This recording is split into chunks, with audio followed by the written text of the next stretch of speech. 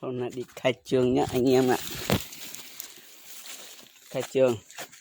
Xin chào Ngô Văn Thắng. Hôm nay Thắng đi khai trường cà phê nhá.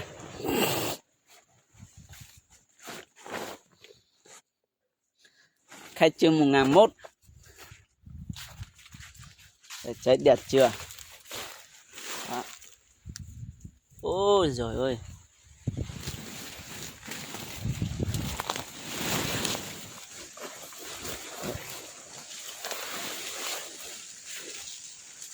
Người cũ là đi hái cà phê cũ nhá.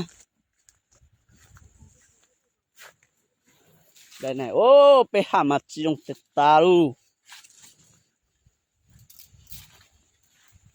Lấy đài với vò lợi sư. Chúng nào pe lơ tuổi cha cà phê đó các khách khó trùng rồi nữa.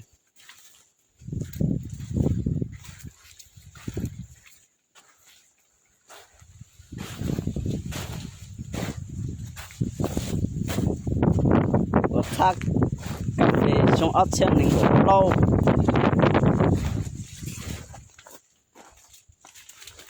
Nhớ trong này để cà phê là cà phê ơi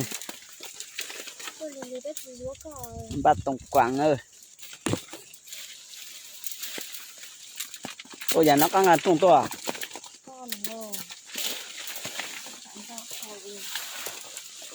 Cà phê chị đợt đi với nó à, ít sẽ ít thôi. Tôi sẽ xử được đây đây ở cà phê mong lại đâu là lỡ. Tôi sẽ xỉa nó lấy được đây đây ở.